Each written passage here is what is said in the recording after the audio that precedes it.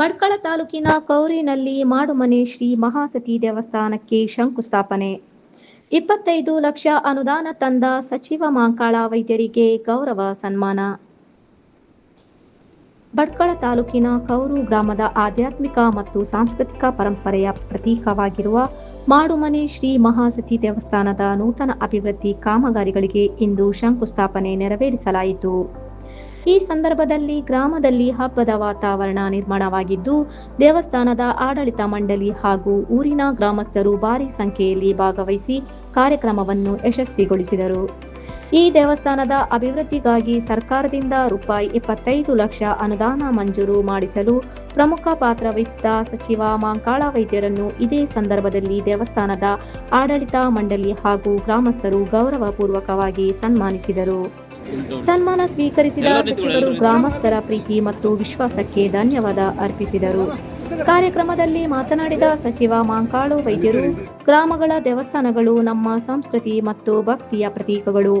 ಇವುಗಳ ಅಭಿವೃದ್ಧಿ ಜೊತೆಗೆ ಶಿಕ್ಷಣ ಸಂಸ್ಥೆಗಳ ಮೂಲ ಸೌಕರ್ಯಗಳ ಅಭಿವೃದ್ಧಿಯೂ ನನ್ನ ಮೊದಲ ಆದ್ಯತೆ.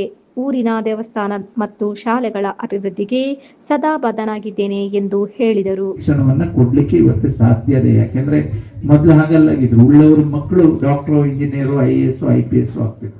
ಈಗ ಹಾಗಲ್ಲ.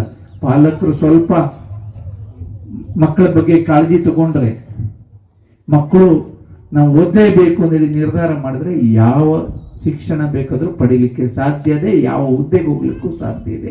ಅದರಲ್ಲೂ ವಿಶೇಷವಾಗಿ ನಮ್ಮ ಕ್ಷೇತ್ರದಲ್ಲಿ ಶಿಕ್ಷಣಕ್ಕೆ ಕೊರತೆನೆ ಇಲ್ಲ. ಆ ರೀತಿಯಲ್ಲಿ ಮಾಡಿದೆ ನಾನು.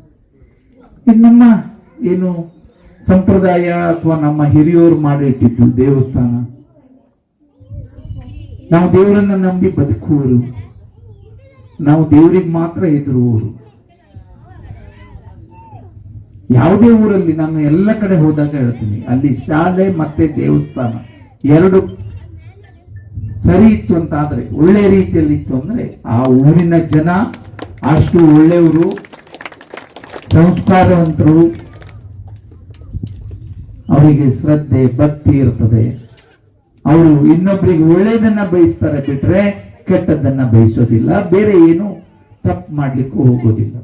ಆ ಊರಿಗೆ ಮತ್ತೆ ಒಳಗೆ ಹೋಗಿ ನೋಡ್ಬೇಕು ಅಂದೇಳಿಲ್ಲ. ಆ ಊರಿನ ದೇವಸ್ಥಾನ ಮತ್ತೆ ಶಾಲೆ ನೋಡಿದ್ರೆ ಆ ಊರಿನ ಜನರು ಅಥವಾ ಅಲ್ಲಿಯ ವಿಶೇಷತೆಯನ್ನ ತಿಳ್ಕೊಳ್ಳಿಕ್ಕೆ ಸಾಧ್ಯ ಆಗ್ತದೆ. ಹಾಗಾಗಿ ಈ ಕ್ಷೇತ್ರದಲ್ಲಿ ಹೆಚ್ಚು ಕಡಿಮೆ 20 ಕೋಟಿ ರೂಪಾಯಿ ಕೊಟ್ಟೆ. ಈಗ ಒಂದು ದೇವಸ್ಥಾನ ಕಾರ್ಯಕ್ರಮಕ್ಕೆ ಹೋಗಿ ಲೇಟ್ ಆಯ್ತು, ಅಲ್ಲಿ ಗುರುಗಳು ಬಂದಿದ್ರು ಭಟ್ಕಳದಲ್ಲಿ, ಅಲ್ಲೂ 50 ಲಕ್ಷ ರೂಪಾಯಿ ಕೊಟ್ಟಿದ್ದೆ. ಕಡಿಮೆ ಆಯ್ತು ಅಂದ್ರೆ ವೈಯಕ್ತಿಕನೂ ಕೊಡ್ತೇನೆ ನಾನು. ದೇವಸ್ಥಾನಕ್ಕೆ ಮತ್ತೆ ಶಾಲೆಯಲ್ಲಿ ಯಾವುದೇ ರೀತಿ ಕೊರತೆ ಇರಬಾರದು.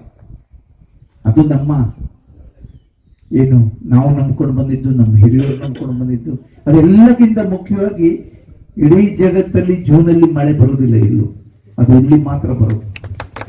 ಯಾಕೆಂದ್ರೆ ನಮ್ಮ ಹಿರಿಯರು ಮಾಡಿಟ್ಟಿದ್ದು, ಅವ್ರ ಮಾರ್ಗದರ್ಶನದಲ್ಲಿ ನಾವು ಹೋಗ್ತಾ ಇದ್ದೀವಿ.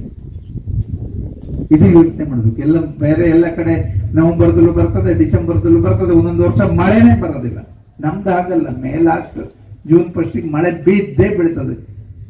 ಅದನ್ನ ನಂಬ್ಕೊಂಡು ಮಳೆ ಬೀಳೋಕ್ಕಿಂತ ಮೊದಲು ಈಗೂ ಹಳ್ಳಿಲಿ ಬೀಜ ಹಾಕ್ತಾರೆ. ಏನ್ ಭತ್ತ ಇದ್ ಮಾಡ್ತಾರೆ, ಮಳೆ ಬಿದ್ದೇ ಬೀಳ್ತದೆ ಅನ್ನೋದು. ಅಂದ್ರೆ ಅಷ್ಟು ನಂಬಿಕೆ. ಅಂದ್ರೆ ಆ ನಂಬಿಕೆ ಉಳಿಲಿಕ್ಕೆ ಕಾರಣ ದೇವರು.